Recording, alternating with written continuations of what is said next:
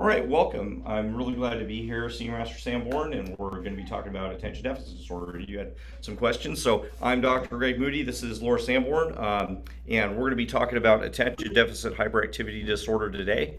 Let me get right to it, and we'll clear this screen out a little bit. That's what we're working on, and you can find some more information out about it in our book, Life Skills of Leaders, and at our school. So let's get to it. What kind of questions did you have about working with kids with ADHD? My first question was, what do kids with ADHD look like? Well, we have a handout that we can help you with, and I think for a lot of parents, it becomes challenging because kids all are going to have some times where they're not paying attention, and kids are going to have some times where they're going to be more impulsive or hyperactive. So when is it too much, and when is it need some extra attention? And really, the idea behind uh, whether a kid gets a diagnosis of ADHD isn't so that we label them as something negative. It's so that we can give them the right treatment so that they, sometimes that can be medical treatment, but a lot of times that can be behavioral treatment. And really, martial arts is a really good place to start. Of course, we get a lot of kids with ADHD coming to our martial arts academy. There's a lot of other treatments that can be used with kids with ADHD. And the idea is, as a parent, is to really be able to identify when your kid has some things that are a little above the norm.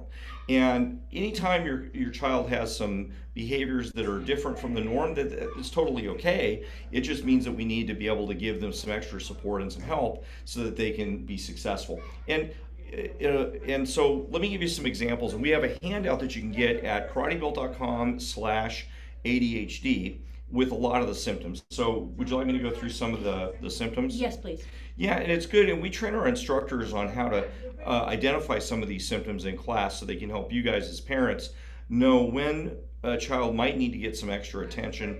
And of course, our instructors aren't medical professionals or psychologists, but we work with 300 kids a week. So we're going to be able to help you get an idea of when you should work with a doctor or somebody. So we train all of our instructors to look for these things. So there's before we get started kind of in what ADHD is the official diagnosis in the Diagnostic and Statistical Manual for the American Psychological Association.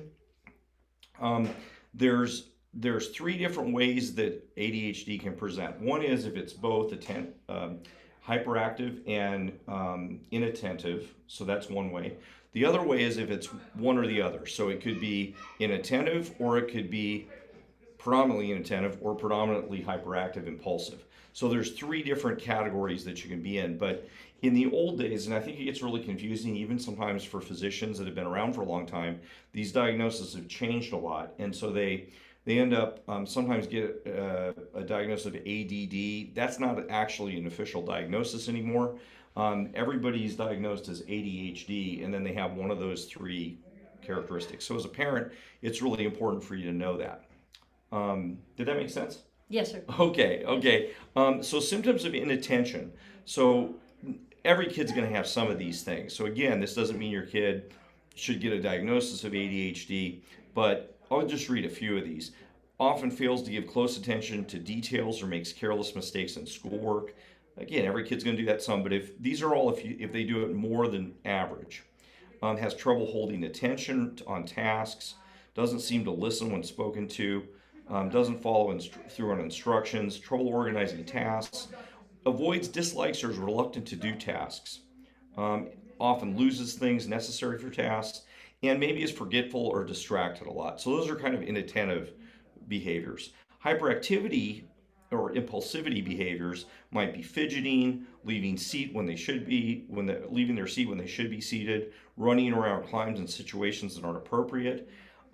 Kids really, even, and you'll see when you come to our school, even for a 3-year-old, and we start kids as young as 3, they should be able to hold still, and they should be able to follow directions and follow your lead or follow our instructor's lead or a teacher's lead. And they need to start learning that at as young as 3 years old. And if they can't do that, then it's going to be really difficult for them to have some success when they're older, if they're starting to learn some of these behaviors at a young age. So whether they have a diagnosis of ADHD or not, this is really important for them to learn.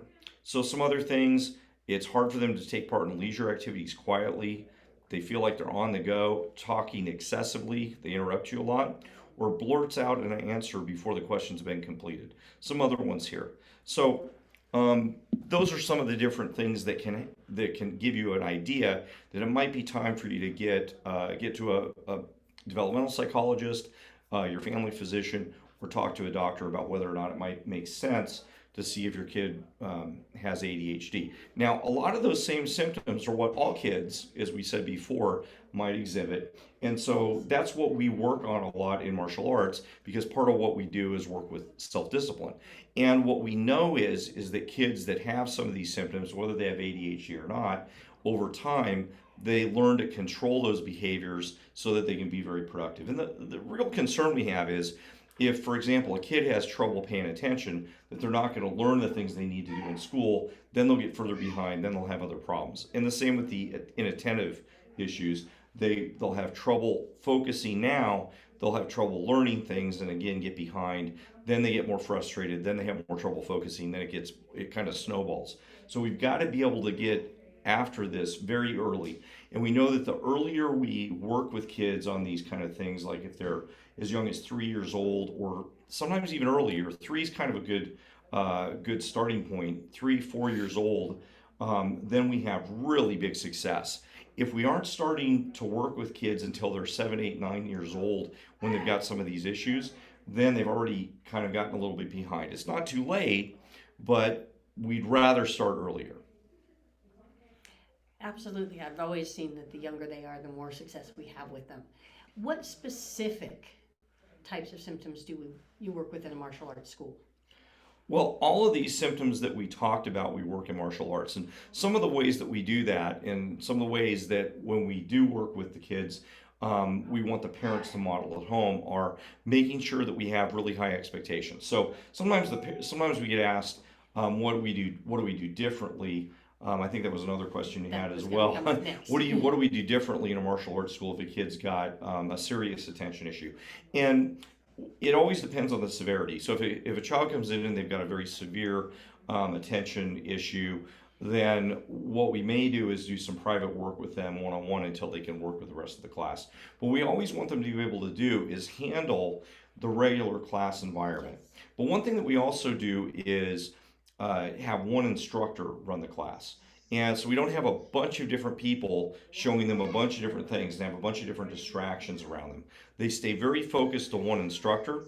We also make sure that they work with multiple instructors. So that sounds contradictory what I just said, but they may have one instructor one day, a different instructor another day, a different instructor another day, so that the kids that get overly focused on one person, when they see Master Sanborn teacher and they see Chief Master Moody teacher and they see one of our other guys teaching, they can sometimes get too focused on that one person. Then when that person's gone and another person replaces them, well, they won't behave as well. They need to be able to behave well and do all the skills that they're learning with any teacher, just like they would in school, just like we'd expect them to do when they're going to the store, just like we'd expect them to do when they're on the playground, just like we'd expect them to do if they're going to the movies and somebody asks them to do something or move or follow the rules. They need to do those things all the time. So we make sure that there's one instructor. We make sure we have really, and again, back to the standards, we have very high standards for what they do. They have a certain place to go, a certain place to be. We have certain rules for how they talk and behave, and where they put things, and when they get to move in class, where they move in class. So all those rules, that sounds, I think for some people maybe a little strict. They're doing this all while they're having fun. The idea, though, is that they learn how to control their own bodies. And really, even for adults, I mean, what's the biggest problem people have as adults is controlling their own bodies so that they keep their body in shape, they lose weight, or they have a certain amount of self-discipline. And that's what we do with adults too. And ADHD is prevalent for adults as well. And it's not just that this just kind of works out really well. Martial arts works really well for kids with ADHD because of the same kind of skills that people need to develop to have success in the rest of their life. So that's why this really dovetails well with kids with ADHD. So if your expectations are that high for them, is the discipline system different for a child with ADHD as opposed to a child, just a typical child who doesn't have ADHD? Well, that's a really good question. So the discipline system we use is the same. If a kid has less attention capabilities, they may be one that we have to do a little bit more work with to help move them up so that they can manage their own self-discipline. So it's important to understand, especially for, I think, parents, because you may not have had a background in working with kids before you had your own kid. And so there's a difference between discipline and self-discipline. Discipline is when we tell a kid what to do, or we get told what to do at work. And self-discipline is when they learn to assimilate that and do it on their own. They learn to be able to put their clothes on, brush their teeth, and do all the stuff they're supposed to do on their own. And at work, it'd be the same thing. You know, we have people we work with that you have to tell what to do all the time, and then people that do the work on their own and you don't have to bother them.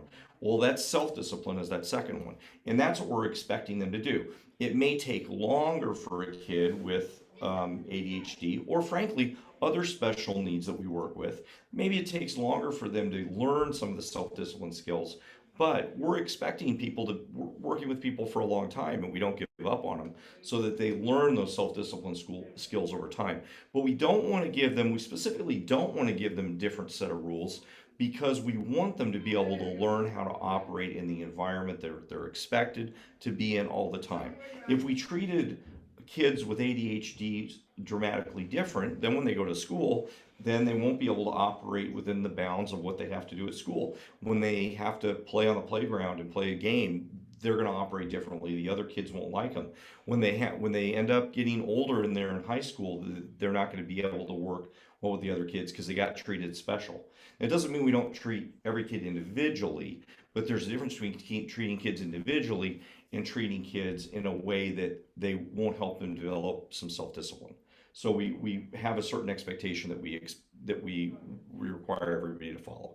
And by the way, it's the same expectation that we have for us as the instructors, for all of us, for the other students and everybody else. So we model that for people. Now, what I'll tell everybody is especially as parents learning this, we would expect parents to model that. We have a lot of our parents that also take martial arts, and they can be the most successful because the parents then also end up modeling the skills that we ask them to model at home, and they're modeling them at the martial arts school. So then you're an example of that, I'm an example of that. Our kids are both martial arts students and black belts. So then, my son was born with autism when he was, and so he was diagnosed when he was 2 years old. And so this has been a big difference, different from ADHD, but it makes a big difference because I model the same behaviors for him. And whether or not you did martial arts or not, it wouldn't matter. We help parents understand how to use our reward system. And we have a reward system that we use that all the kids get to participate in. For the kids with ADHD, it's even more important because when they get to go home, the things that they do at home get rewarded at the martial arts school. That was actually going to be my next question, is how do you keep the discipline from being all negative, which discipline often has that connotation when you say the word discipline. How is a martial arts school, when you're really emphasizing discipline and that everybody does everything as expected, how do you keep that positive? Yeah, and that's a really good point, because if you don't build discipline, if you don't get rewards out of discipline, so if I'm disciplined and I don't get benefits from it, I'm never going to build self-discipline. So like if I eat better and I don't feel better by losing weight or getting in better shape or whatever, then I'm never going to continue that behavior because I didn't get any reward out of it. You know, if eating better didn't make me feel better, I didn't get a benefit out of it, it would be silly to continue to do that because you might like to eat ice cream or you might like to do other stuff, you know. So the same for a kid. If the only way their discipline is implemented is by correction and negative reinforcement, then, and not to say that parents generally do that all the time, but that can happen because when kids are inattentive or if they're hyperactive, typically what happens is the kids are getting yelled at or they're getting corrected and they're getting a lot of negative feedback. And the way we train all of our staff, we use a system in a couple books we'd recommend. 1, 2, 3 Magic is a book we recommend by Dr. Thomas Phelan. One of the best books written. Is not by us, it's not on martial arts, it's on working with kids, and all of our instructors read that, and we have a modified system we use based on that, where we manage all the behavior in the school. And so we use a system where we do a lot of reinforcement when kids are on their target behaviors. We take a lot of time to define specifically what target behaviors we're looking for. And what people don't realize is most of the time people are not reinforcing when good behavior. And what I mean by that is, even for teachers, most behaviors reinforced when you notice another person doing bad behavior, or they used to do bad behavior, now they're doing good. An example of that is somebody, was forgetting to take the trash out. Now they took the trash out, and you go, hey, good job taking the trash out. They reinforce the behavior when they finally did it right. That's really good, and we want to do that for sure. That's positive, and we want to do that. That's not a bad thing. That's corrected behavior, and it's positive reinforcement of corrected behavior. So we want to correct behavior and reinforce behavior when they do it right. All that's good. But what gets missed is, what if they always took the trash out? What if they always did it right? What people generally missed is reinforcing consistently good behavior. And that's something that we do really, really well. And you might even hear our background noise of some of the students taking classes, one of our later classes tonight. But if the students are doing everything right, which we expect them for the most part to do everything exactly the way we ask them to, we will reinforce the behavior. We build that into our instructors' training. So we reinforce behavior, so they get a lot of massive reinforcement of target behavior when it had nothing to do with whether somebody did it wrong at a different point. So that helps students build self-discipline because they continue to get rewarded for doing something right. Now, without spending a lot of time on behavior reinforcement, you can't do that all the time, otherwise it doesn't have meaning. So we build that into both what we do at the school here, and we have a reward system. We call it our personal victory program. So when they do certain things at home and at school, this is specifically for kids, and also when they do performance related activities, they get different color stars that they get to put on their belt. And when they get enough of them, they get different patches, and there's a whole reward system built into that, so that when they do positive things at home, they get reinforcements for that too. So they're getting reinforcement in the classes when they're doing consistently good behavior, not just when they fix stuff. They're also getting reinforcement that you, the parents, or the parents that we work with, are helping them with on a consistent basis for stuff at home, at school, and performance-related activities. Why I mention performance is the scariest thing people have. Number one fear in America Yes. is people speaking in public. So we include that as kind of a special topic. And then they also get, at the school, at home, and then all these other places, and then continuum massive reinforcement here. And our expectation really is that the students work for all the way through to their black belt and beyond. And it takes about 3 years to get to first degree black belt, and about 5 years to get to second degree black belt. So we have that expectation that they're going to do it for a long time. And that's another big piece.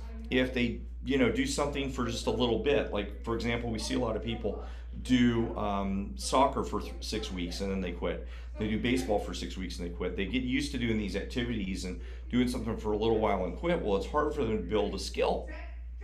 It'd be like if they only learned English for 6 weeks and quit. Well, they wouldn't be able to speak very well.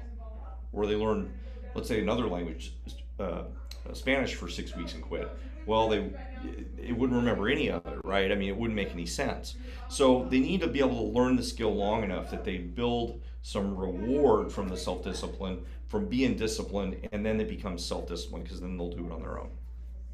So would you say that consistency and positive reinforcement together are even more important for kids with ADHD than just your typical kid?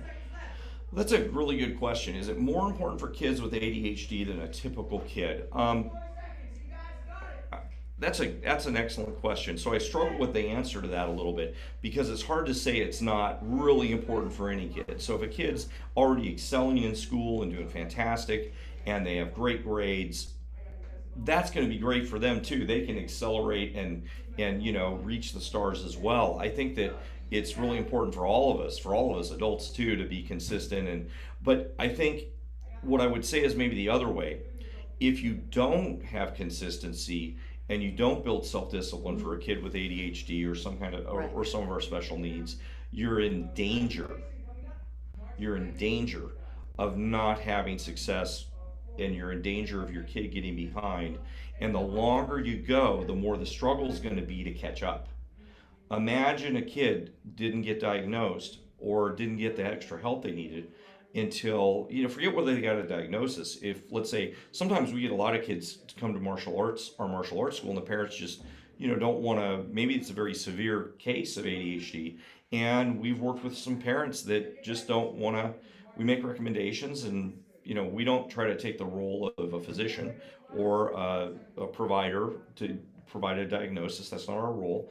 But we also make some suggestions. It might be good to have them seen by a doctor about their attention issues. But they don't, and we work with them to first degree, second degree, third degree black belt, and they do great, and they learn self discipline. So they get some skills out of what we teach them, and they become very successful. So we've seen some great success stories without any other interventions, and that's great. We love that. That's wonderful for us. But if they don't have what we provide, and they don't have other interventions or treatment, the danger is that I could imagine that same kid, and we can think of probably a dozen or more Yes. that we've worked with over the years, that if they didn't have us or they didn't have some other treatment, where they would be when they got in high school and where they might be when they got in college, and how hard they would struggle. Especially, imagine college, where you have free reign to, you only have to go to class 3 hours a week for each class, and then you're responsible for your own homework, and you're responsible for doing your laundry, and you're responsible for managing your relationships with people. I'm scared. I'm scared for those kids. I'm scared for what would happen to those kids. So I think it's a really good question. Is it more important? I don't think it's more important. I think it's really important for all the kids, but it's dangerous if they don't get some of this help, and it's dangerous if we don't pay attention to these things now. Kind of a no oxymoron meant there. That we need to pay attention to the ADHD issues early, and we'll pursue this. We're going to talk about some other special needs as well. A lot of these same rules apply.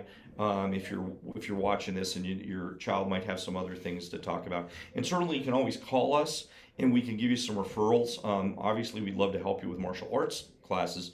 That's one thing, but we can also give you some suggestions of some other things that you can do as well. Anything else, Master Sanborn, to add?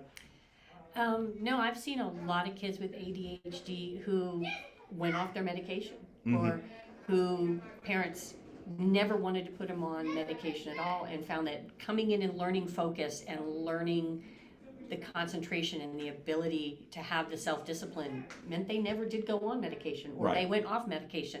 And it's not something we can recommend for them. It's something as a family with their doctor, they have to make that decision. Absolutely, yeah. But we have seen successes like that, Yeah, and it's amazing yeah. to see that kind of Absolutely, change. that's a really good point, and it's a family decision whether that's the right time. Sometimes medication is a really good thing to add on for as part of the treatment regimen, and sometimes it's not. But it's really a wonderful thing when a child doesn't have when they can manage their discipline themselves, and you can have some more variety of choices as a parent. And so it's been pretty amazing, the results we've seen. We're pretty passionate about the idea of what we can accomplish with kids with ADHD, and frankly a lot of adults that probably don't discuss their problems in that way with us because of the format and the structure of what we provide. So I really appreciate your time and everything. Thank you, sir. I Yeah. appreciate your help with this. It's really important to me how many students we get Mm, that have this diagnosis or are due for this diagnosis soon, and their parents know it, to make sure that we support them and that we can make a difference in their lives because of what we do. absolutely. Yeah. Well, thank you very much, and thanks for Thanks, all the sir. work you do, and all the hundreds and hundreds of people that Master Sanborn and the instructors here have helped. and all the instructors at the schools have helped so much. So thanks a lot, and thank you parents for watching, and everybody that's watching online. Hope please share this with as many people as you can. And again, if you go to karatebuilt.com/ADHD, there's a handout for what to do if your kid is hyperactive or inattentive, and it'll give you some more guidance and kind of some notes from the podcast that we did today. Okay, everybody have a great day. Bye, everybody.